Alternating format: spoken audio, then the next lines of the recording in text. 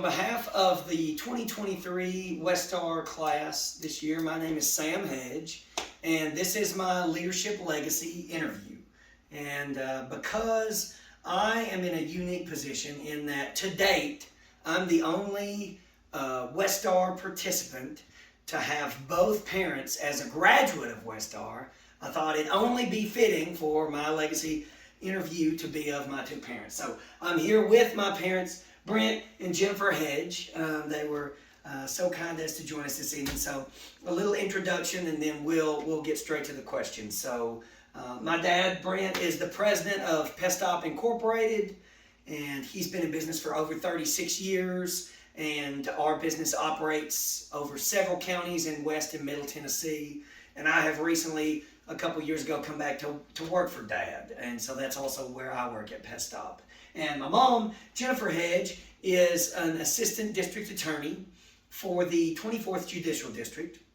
And she is also the city judge of Camden and Big Sandy. And so we are excited to get into the questions, and so that's enough introduction for me, and so thanks for being here, and we'll get right to it. Mom, we'll start with you. So if you want to just take a few minutes to describe your career and what led you to making the decision to become an attorney and end up working for the state and then now working as a judge as well. What kind of led you to those areas? Well, I had thought when I was young that I was interested in a career in legal studies and being an attorney, and then kind of went a different route and did not immediately go to law school after college, and ended up going back to school later, as you know, when you and your sister were little. And so my legal career started, I guess, later in life than a lot of people's does. But it's kind of something that I laid down for a while and then came back to later. I've been and worked for the state and been in private practice as well. And both of those things I think have served me well in terms of providing me a good breadth of background. One thing I do see now in our smaller communities, and particularly here in Camden, and I feel like it's the same in a lot of our small rural communities, is we have a shortage of attorneys here.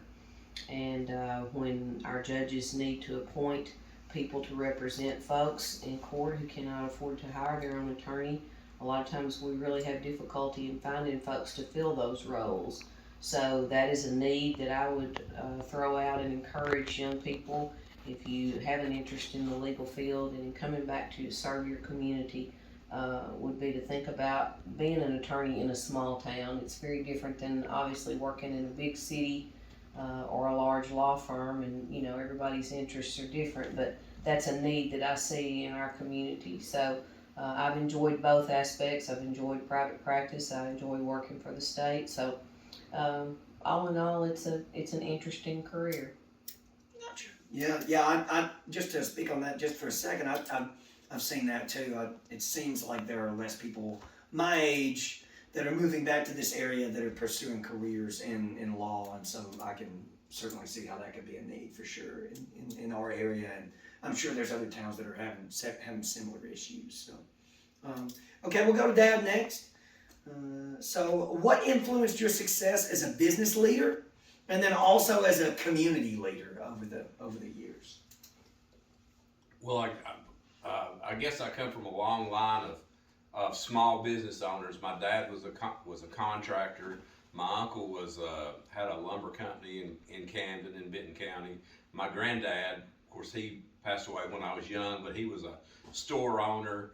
And even my great-grandfather had a grist mill. So I guess I had to be in small business, I guess. And I just kind of stumbled on pest control. I did have an uncle on my mother's side that was in the pest control industry, and he encouraged me to sit for the state test, and I passed it. And then a small company came open in Camden, and I purchased that in 1986, and I've been in pest control ever since. So it just kind of fell in my lap. I had no idea that's where I'd end up, but it's worked out pretty well. but I guess those family ties as far as a small business in community. I mean, I don't know. I've been on the school board for 20 years, and of course, I did that when you and your sister were small, and I really think school board members need to be parents. Many times they're not, but I mean, I think that it is ultimately a job. It is the school's job is to educate the children, and I really think that that parents ought to be more involved. Right. Yeah, I could see that for sure too. It seems like that's a job that a lot of people aren't beating the doors down to get, because it's not like you get a whole lot of pats on the back, or you're certainly not doing it for the $50 a month or whatever it is for. Oh, it's up to 75. Yeah, $75 a month, but you do it because you care about the school system and want to help out there, and then yeah, obviously that makes sense as to how that led you to be a business leader as well too, and having family background and connections to that. So we'll jump back to Mom real quick. So if you want to just describe some of the changes you've experienced in our community here locally, and then maybe West Tennessee as well, kind of touch on both of those things over the years that you've seen. Well, my earliest childhood memories of our town and our community centered around our little court square. Now we have Highway 641 that is a central part of our community. It goes right through Camden and Benton County all the way to Interstate 40. That has been a blessing. It has grown our county in many ways, but it is a very different, vibe, for lack of a better word, than it was in our childhood. All the business district was centered around the court square and some businesses on Main Street, and it was a very, kind of a Mayberry type existence. The little town, that was the heartbeat of the community. And now, in some ways, our little court square is dying, or has died in many regards.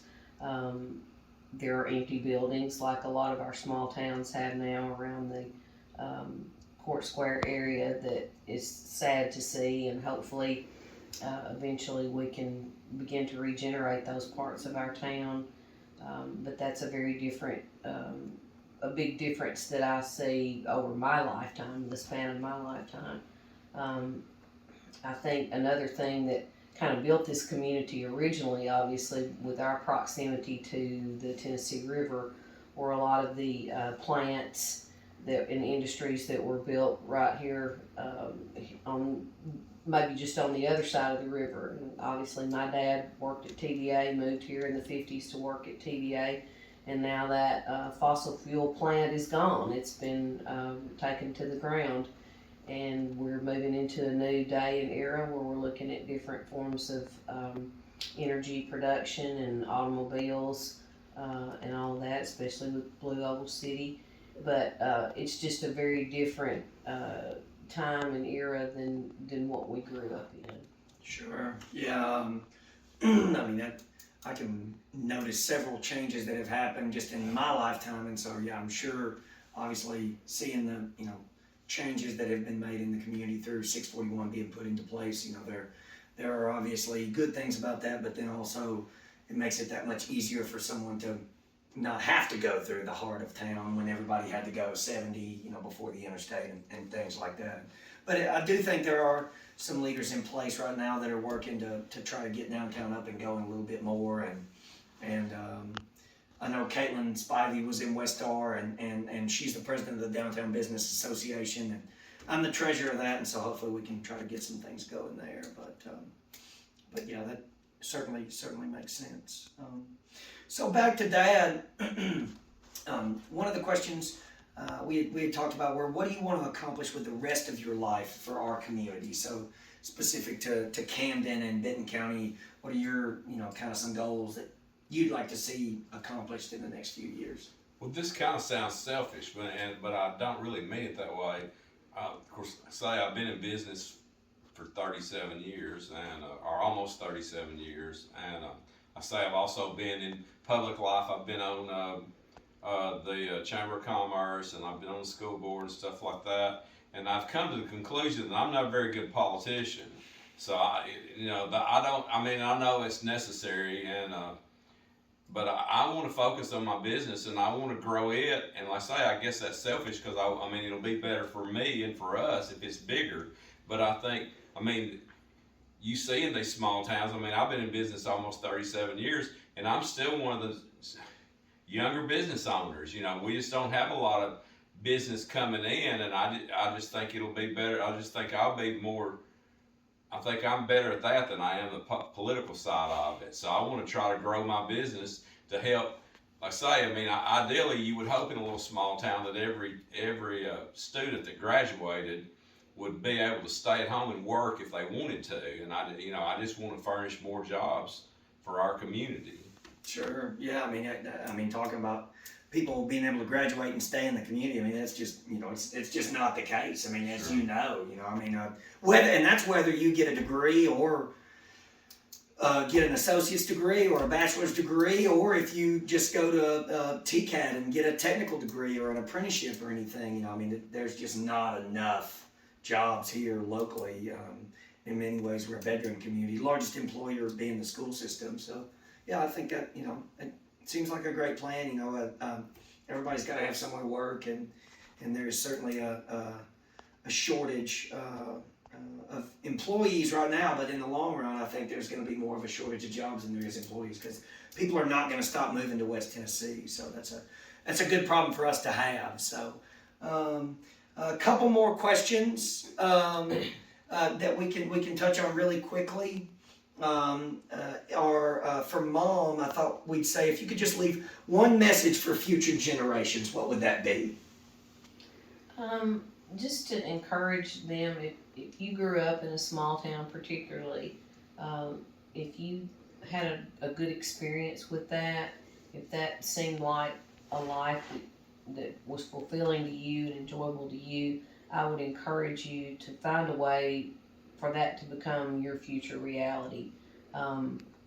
If you want to live in a big city and have a lifestyle in a more urban setting, that's great. But if you really enjoyed the quality and the life that you led in a small town, I would encourage you to think now about how to make that happen in your future, because our small communities need young people who want to live here, who want to be part of the community, who want to keep it going and thriving and help it adapt and become viable as a residential community for the future.